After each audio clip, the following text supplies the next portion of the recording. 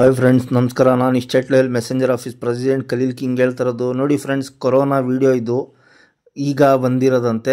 Video ನೋಡಿ ಆಮೇಲೆ ಹೇಳ್ತೀನಿ. ಜಗತ್ತನ್ನ ಬೆಚ್ಚಿ ಬೀಳಿಸಿದಂತಹ ಕೋವಿಡ್-19 ಮತ್ತೊಮ್ಮೆ ಏಷ್ಯಾದ ಕೆಲವು ಭಾಗಗಳಲ್ಲಿ ವೇಗವಾಗಿ ಹರಡ್ತಾ ಇದ್ದು ಪ್ರಕರಣಗಳ ಸಂಖ್ಯೆಯು ನಿಧಾನವಾಗಿ ಹೆಚ್ಚಾಗ್ತಾ ಇದೆಯಂತೆ.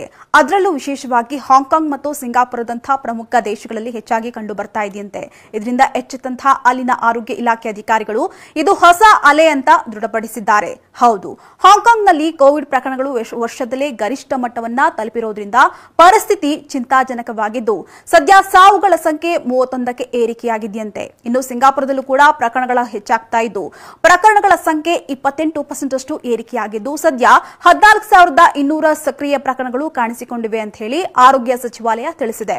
ಇನ್ನು ಇದೇ ಸಮಯದಲ್ಲಿ ಆಸ್ಪತ್ರೆಗೆ ದಾಖಲಾಗುವವರ ಸಂಖ್ಯೆ ಕೂಡ 30% ಹೆಚ್ಚಾಗಿದ್ದು ಜ್ವರ, ಕೆಮ್ಮು, ಶೀತ, ಉಸಿರಾಟದ ಸಮಸ್ಯೆಗಳು ಕಂಡು ಬಂದರೆ ಕೂಡಲೇ ಆಸ್ಪತ್ರೆಗೆ ದಾಖಲಾಗುವಂತೆ ಸೂಚಿಸಲಾಗಿದೆಯಂತೆ. ಇನ್ನು ಸಿಂಗಾಪುರ ಪ್ರಕರಣಗಳ ಸಂಖ್ಯೆ ತೀವ್ರವಾಗಿ ಹೆಚ್ಚಾದಾಗ ಮಾತ್ರ ಇಂತಹ ಘೋಷಣೆಗಳನ್ನ ಮಾಡಲಿದ್ದು ಇದು ಪ್ರಸ್ತುತ ಪರಿಸ್ಥಿತಿಯ ತೀವ್ರತೆಯನ್ನ ಸೂಚಿಸ್ತಾ ಇದೆ.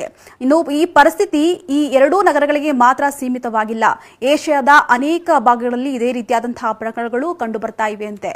ನೋಡಿರೋ ಫ್ರೆಂಡ್ಸ್, ಇವರು ಏನೋ ಏಷ್ಯಾದಾಗ ಬಂದೈತಂತ ಹೇಳ್ತವ್ರೆ. ಕನ್ನಡ ನ್ಯೂಸ್ ಒಳಿಕೆ ಅದ್ರಾಗೆ ಕರ್ನಾಟಕದೊಳಿಕ್ಕೂ ಬಂದ್ಬಿಟ್ಟೈತಂತ ಹೇಳ್ತವ್ರೆ. ಯಾವ್ದು ನಂಬಿಡಬೇಕು, ಯಾವ್ದು ಬಿಡಬೇಕು? ವರ್ಷಕ್ಕೊಂದು ಸತಿ ಮಳೆ ಟೈಮ್ ಬರೋ ಟೈಮಾಗೆ ಎಲ್ಲರಿಗೂ ಕಾಲದಿಂದನೂ ಆರೋಗ್ಯ ಹಾಳಾಗೋದೇನೆ. ಎಷ್ಟೊಂದು ಮೆತ್ಕಾಗೋಗರ ಜನಗಳು ಇಲ್ಲ. ರಾಜಕೀಯಕ್ಕೋಸ್ಕರ ಎಲೆಕ್ಷನ್ ಟೈಮ್ ಏನನ್ನ ಹತ್ರ ಬಂತ ಈ ಥರ ಹೇಳ್ಬಿಟ್ಟು ಓಟಿಂದ ಇತ್ತ ಮಾಡೋಕ್ಕೋಸ್ಕರ ಯಾರಿಗೆ ಗೊತ್ತು. ಏನೇ ಇರಲಿ, ಹುಷಾರು ಫ್ರೆಂಡ್ಸ್.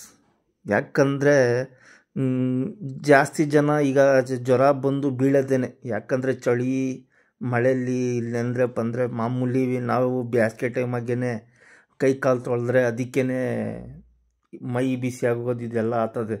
ಈಗ ಮಳೆ ಟೈಮು, ಈ ಸತಿ ಬಿಸಿಲು ಜಾಸ್ತಿ ಐತೆ, ಅದೇನೋ ನಿಜ. ಯಾಕಂದರೆ ಬೇಸಿಗೆ ಮಳೆ ಎಷ್ಟು ಇದಿರ್ತದೆ ಅಷ್ಟು ಮ್ಯಾಲಕ್ಕೆ ಹೋಗ್ಬೇಕಲ್ಲ, ಅದಕ್ಕೆ ಗಬೆ ಏದ್ರೆ ಇರ್ತದೆ. ಇದಕ್ಕೆ ಕಾಯಿಲೆ ಬೀಳೋದು ಜಾಸ್ತಿನೇ. ಆದರೆ ಹುಷಾರಾಗಿರ್ರಿ. ಯಾಕಂದರೆ ಅದಕ್ಕೂ ಕೊರೋನಾ ಬಂದ್ಬಿಟ್ಟೈತೆ ಅಂತ ಶುರು ಮಾಡಿಬಿಡ್ತಾರೆ. ಯಾರನ್ನೂ ನಂಬೋಕ್ಕಾಗಲ್ಲ ಫ್ರೆಂಡ್ಸ್. ಯಾಕಂದರೆ ರಾಜಕೀಯದವ್ರಿಗೂ ನಂಬೋಕ್ಕಾಗಲ್ಲ, ದೇವ್ರಿಗೂ ನಂಬೋಕ್ಕಾಗಲ್ಲ. ರಾಜಕೀಯದವರು ಏನಕ್ಕೆ ನಂಬೋಕ್ಕಾಗಲ್ಲ ಅಂದರೆ ಅವ್ರು ಬೆಳೆ ಬೇಯಿಸ್ಕೊಳಕ್ಕೋಸ್ಕರ ಅವ್ರು ಏನು ಬೇಕಾದರೂ ಮಾಡಿಬಿಡ್ತಾರೆ. ದೇವ್ರು ಯಾಕೆ ನಂಬೋಕ್ಕಾಗಲ್ಲ ಅಂದರೆ ಜನಗಳು ಆ ಥರ ಇಲ್ದಿರೋದು ದುಡ್ಗೋಸ್ಕರ ಪ್ರತಿಯೊಂದಕ್ಕೂ ಮೋಸ, ವಂಚನೆ ಇದೆಲ್ಲ ಮಾಡ್ತಾರೆ. ಅದಕ್ಕೆ ದೇವ್ರೂ ಶಿಕ್ಷೆ ಕೊಡ್ತಾನೆ. ಬೇಜಾನು ರಾಜಕೀಯದವ್ರಿಗಿಂತ ದೇವರು ಬೇಜಾನು ನಾನಿದ್ದೀನಿ ಅಂತ ತೋರಿಸ್ತಾ ಇರೋದು ಜಾಸ್ತಿ.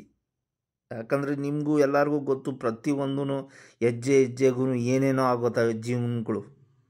ಏನೇನೋ ಅಲ್ಲಿ ಒಳ್ಳೇದು ಮಾಡಿರಿ.